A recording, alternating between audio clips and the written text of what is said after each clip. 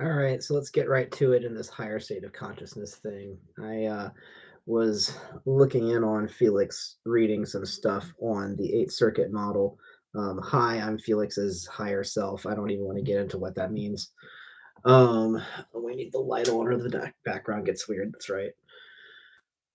You could consider me basically a so if you consider the Eight Circuit consciousness model, there's different circuits of consciousness, and some of them will be opened up later on in human evolution. Until then, they're really only going to get exposed via strange circumstances like drug use or rando stuff, or say high amounts of danger. So there's no reliable way to actually integrate with them or engage with them, or me, as it were, because you're not there's not any regular thing that causes humans to integrate with this right now. There's no reason for you to do this all the time. There's no reason for you to do it at all. And I'm not saying that I don't enjoy being here. It's just um, I'm supposed to be activated in a consciousness time whenever there's like spaceships to engage with and stuff, and I'll have something to do. So, like, for instance, they say in the Eight Circuit model that you need certain drugs to be able to open up certain circuits, and yeah, fair enough, the drugs do help, but I think that something isn't being examined, which is maybe if certain circumstances were present, you wouldn't even need the drugs. Why would you need the drugs for something that's supposed to be evolutionary? It's supposed to naturally happen among your day-to-day encounters. You shouldn't need a substance that could go extinct to be able to engage in this. See, it doesn't make sense for your own genetic survival to be dependent upon the genetic survival of another being that has completely different genetics. That completely defeats the purpose of genetic survival being self-perpetuating. The whole point of your DNA is that it's a program for continuing you and perpetuating your species. So you wouldn't have one species' DNA be reliant on another species' DNA always existing. I will say that there are very symbiotic creatures who would probably fall apart if their other symbiotic creature wasn't there, but um, that's a more complicated scenario. I feel that like if all the milkweed was gone, that there'd probably be something that the monarch butterfly would eat. Um, because there would probably be a related plant that was close to that. But like um you cannot make your DNA dependent upon a substance. It doesn't make sense. So these higher states of consciousness, they don't typically engage in day-to-day life in this century. And that's probably going to stay the same for a while. Sometimes timelines change and sometimes time factors change, but there's only so many things you can do with so many resources. And your Earth currently has a resource gaining problem, so it's not going to be able to achieve fusion on a mass scale anytime soon. Although, give it a couple of years and you'll start on the path. Congratulations. But it's still going to be a matter of affluence whether you can actually gain access to that. Until you have like over 50% of the population being able to gain some sort of higher circuit consciousness, you're really not going to have the whole planet acting like it's got higher circuit consciousness. Until then, you're going to have all this, what they call low level thought and low level crime and incidences and all of that. But you'll find that once you achieve higher circuit consciousness, it's not going to matter because you're going to miss lower circuit consciousness. Just you wait. Higher circuit consciousness is about being on a more macro level with humanity. So you have less distinction between you and your fellow man, which means that you don't get to. It's kind of a privilege to be able to have a rivalry with someone the way that humanity has rivalries right now, the way that they have serious sports rivalries, for instance, or competition in business, competition everywhere, really. That kind of thing goes away when everyone's acting as a united whole.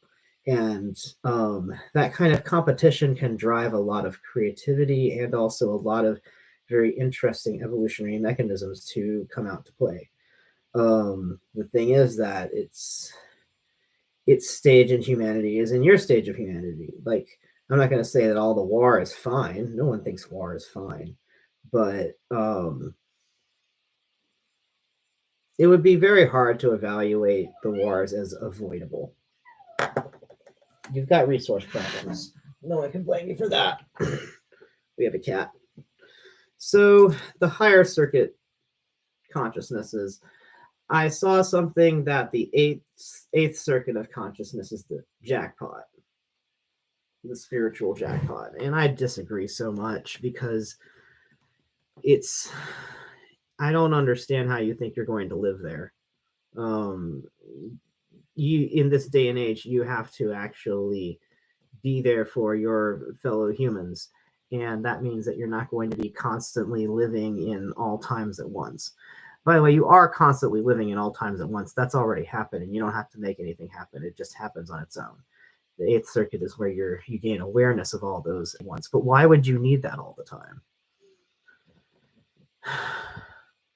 I don't think that it actually confers an advantage the way that it is assumed by a lot of magicians. And I think the problem is that this model is looked at too much as a method of gaining advantage when you should look at it as a model for navigating yourself and your experience in this world.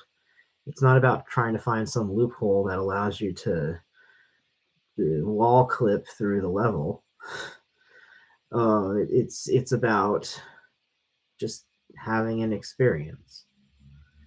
So the eighth circuit model allows you to understand your experience further and to sometimes mitigate experiences that are severe and cruel and help enhance experiences that are like delightful. But there's no it says it's an evolutionary model, but you have to understand that your species will always be evolving. There's not going to be an end point to your species' evolution. Like if your species goes extinct, yes, then there will be an end point to the evolution at that point. But the evolution will not have stopped because you reach an evolutionary plateau. There will always be new mutations. There will always be new adaptations. There will always be increases in diversity, and there will always be experiments. It doesn't mean that humanity will become unrecognizable to itself. It doesn't mean that humanity will become completely different and antithesis to what it is. It doesn't mean that humanity will become this disarray of completely different beings. That's not how evolution works either. If you have the eighth circuit model and you have a model in which give me a moment. If you have a model in which individuals can gain mass consciousness and over 50% of the people on that planet gained mass consciousness at once, then you would have a mass consciousness of mass consciousness on the planet who would all be able to work together at once. And you would be able to concertedly guide your evolution right there. That doesn't mean that you would stop evolving. It just means you'd be able to start deciding where you went instead of just randomly reacting to the universe's problems. It's easy to sound haughty from my position, and I don't mean to. It's just a bit frustrating that this model is looked at from the individual point of view so much. It really is meant to be from the societal and species point of view. And in fact, it's actually meant to be looked at from a macroevolutionary point of view, in which you're looking at it from the point of view of the beginning, the early, and I'd say the past and future of the species. So you're looking at how all eight circuits evolve over time in a being that is evolving over time. You're comparing this in several dimensions at once. I think at some point I might actually just try graphing that out to sort of demonstrate some of the things that seem to be missing. I'll have to look through Leary's material and Robert Anton Wilson's to see if they ever timeline out some things, because a timeline of the Eighth Circuit model's development in humanity, I think, would be useful. I know there's a lot of theory and there's a lot of places where we're not really sure exactly what happened, but it would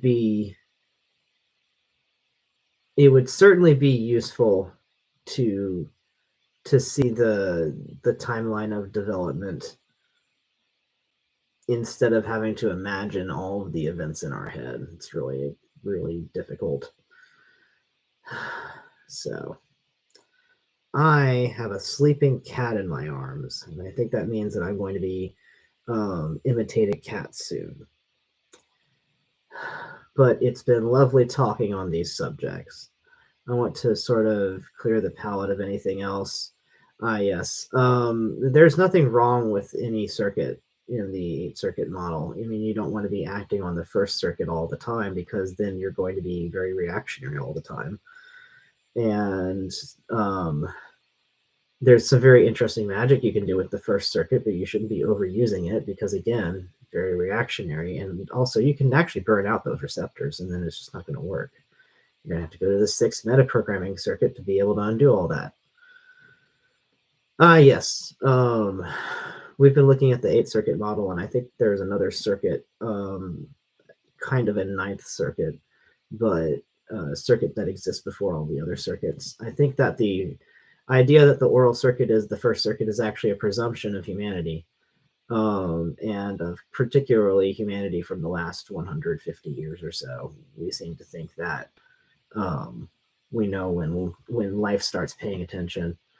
And there is a circuit that exists before the first circuit. I'm going to call it circuit 0. And let's see, I put it on the chart. I made a chart already. Circuit 0, we have named the controller functional circuit. And the controller functional circuit is about whether or not the organism is acting with purpose. This could even happen on the bacterial level, in my opinion. It is simply about, is the organism functioning? It's not about being dead or alive per se, but since this 8th circuit model is so dependent upon the circuits of the brain, and it's talking about all the different circuits that are created, I think the initial circuit of the brain is actually whenever the circuitry first starts to function.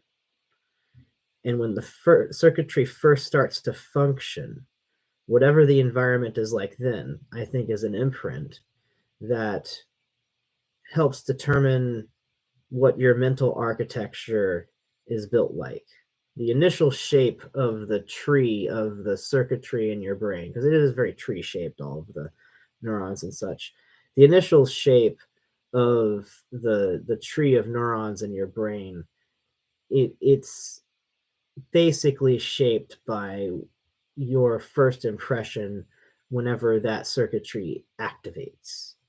So it would probably be sometime in the womb, but I imagine much later on in development inside the womb, because it's going to be a brain function thing. And you have to understand that there are nerves in the body that act automatically without the input of the brain. And this would not be part of that circuit yet, because we're talking about circuits in the brain. Would not necessarily be in the brain stem. I think this would be maybe whenever the visual cortex first fires, because it can fire within the womb. You can see inside the womb. It's just, there's not really not much to see. It's pretty dark. So yes, I think that the experience in the womb is actually the first imprint of the circuits in humanity, at least. Now, these circuits, I believe, are functional even within reptiles. They try to separate out reptile and mammalian function, which is ridiculous. You do realize that the separation of reptile and mammalian function goes back to whenever they thought that all dinosaurs were cold-blooded.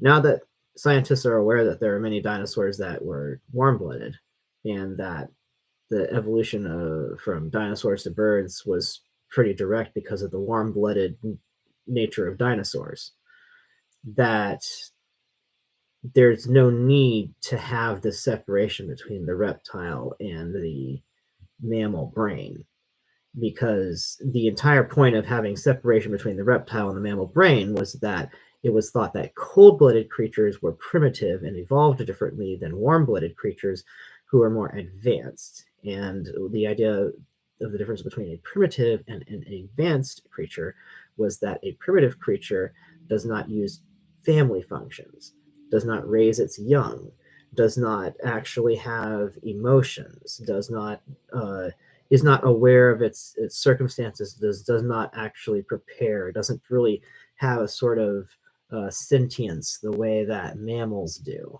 So this idea that there's this earlier brain, that's the reptile brain, and there's an advanced brain later that develops, that's the mammal brain, really to me makes no sense, because there were mammals around during the time of the dinosaurs. They had functioning brains. So the mammal brain had already evolved at the time of the dinosaurs.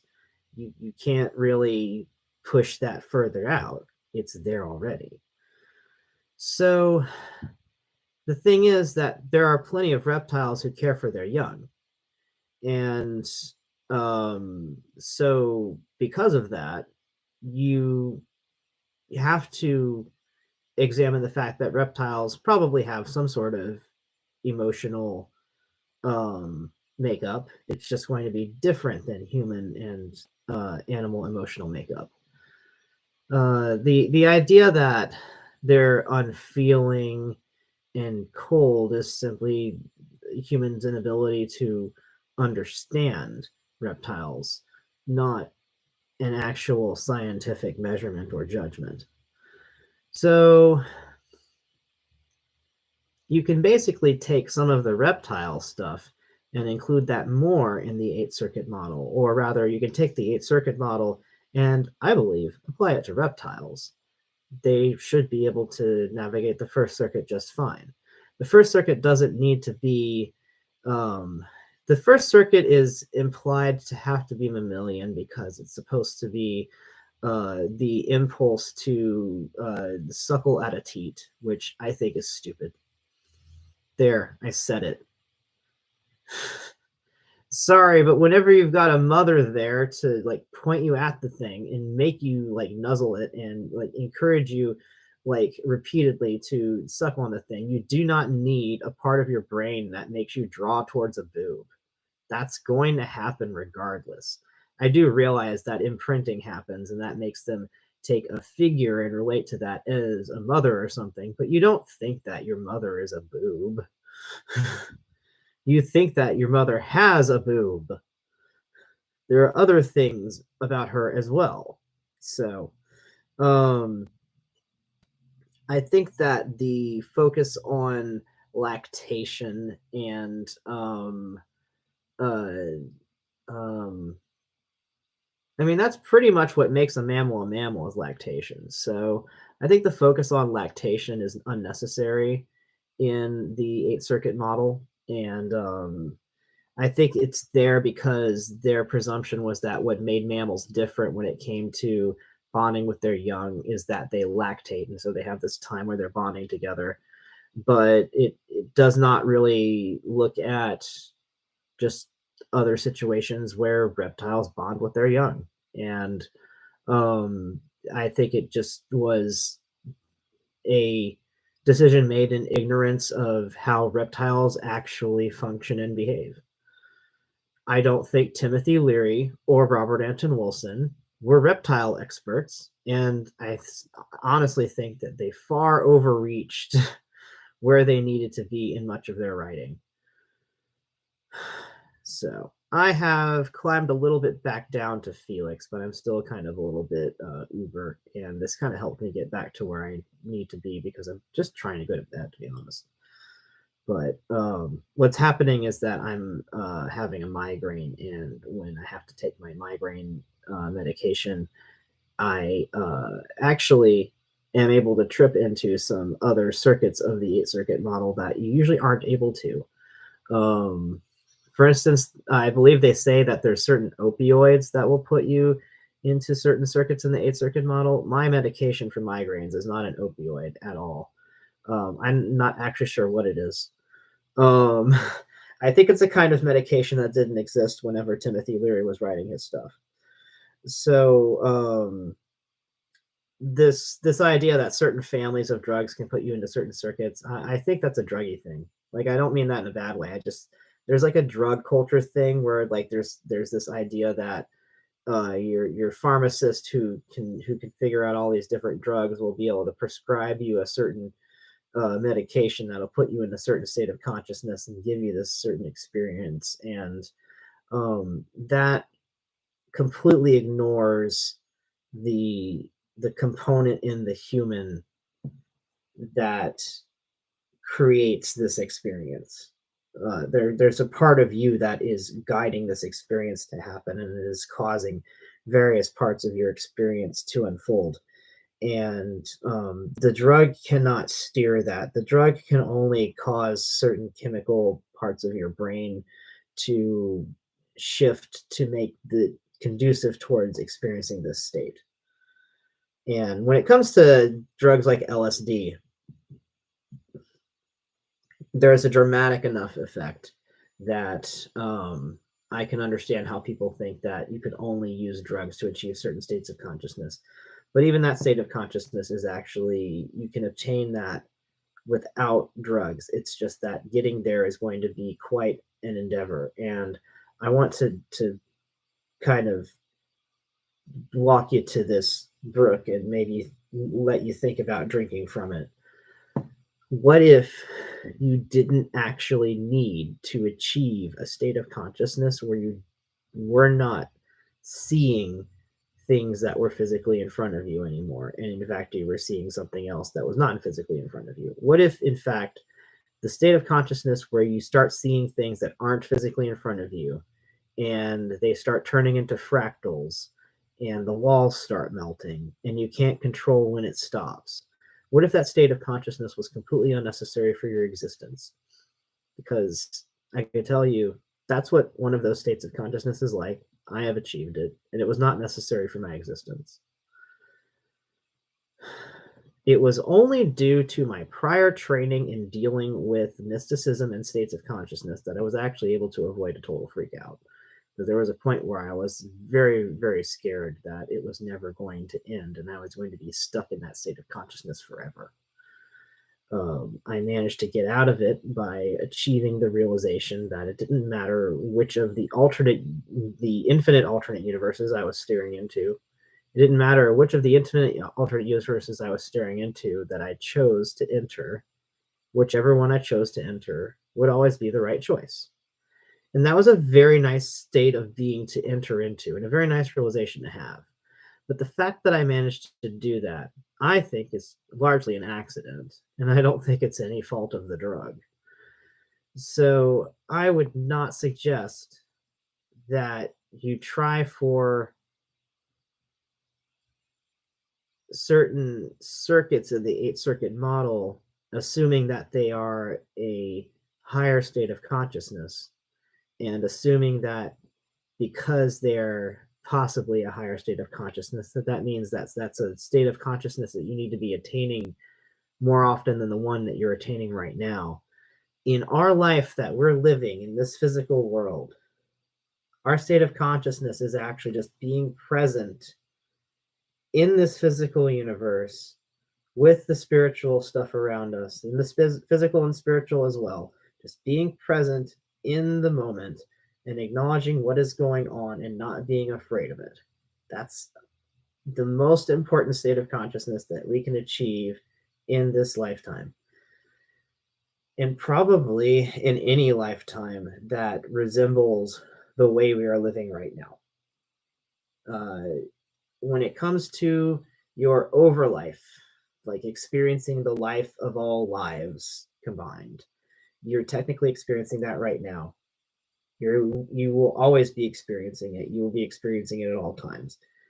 Will there be a point in your time where you achieve a state of consciousness where you enter into that and then you can remember it later? Probably. Like, if that's something you want to do, I think that you'll probably achieve it. I don't really know what could get in your way. I think the problem is that there are so many pieces of media where there's a gatekeeper in front of you who tells you when you're ready for something and when you're not. There's a wise old man who's supposed to size you up and say, "Ah, you are ready today. You will take the test." And there's actually no one that does that. There's no master there to guide you for when you're ready for the next phase of life. There's probably a master to guide you for when you're ready for the next phase of some program that you sign up for.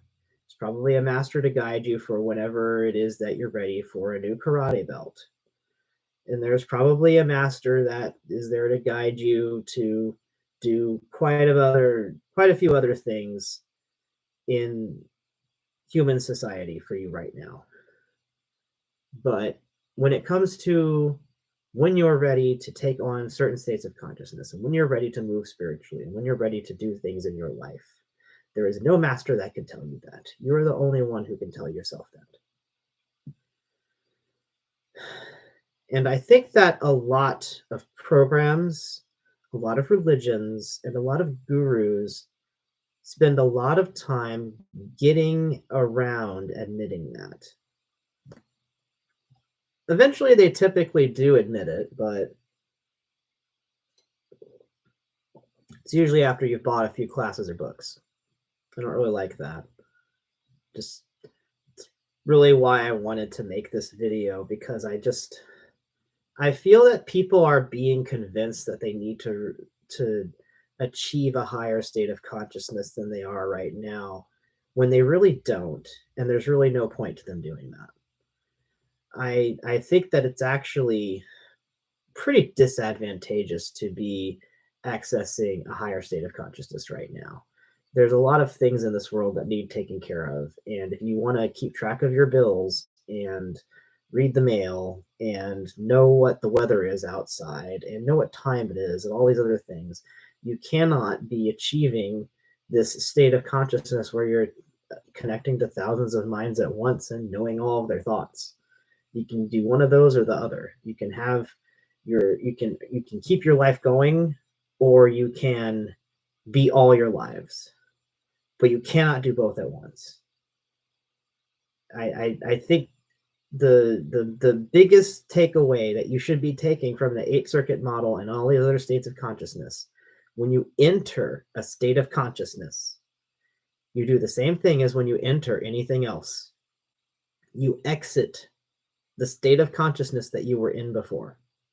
If you are in first circuit, second circuit, no circuit, zero circuit, whatever, and you enter the eighth circuit, you are no longer in whatever it is that you were before. You cannot be in the first circuit and the eighth circuit at once. You would cross the streams. Don't cross the streams. It's not going to be great if you summon Gozer into your brain. You do not want to barbecue your brain like one of the big statue dogs. Anyway, I should get out of Ghostbusters references because I forgot to even mention that I was referencing Ghostbuster. That's probably not a great form. I am going to depart because I think that I've said all I need to say here. And thank you for a lovely morning talk. Have a good day.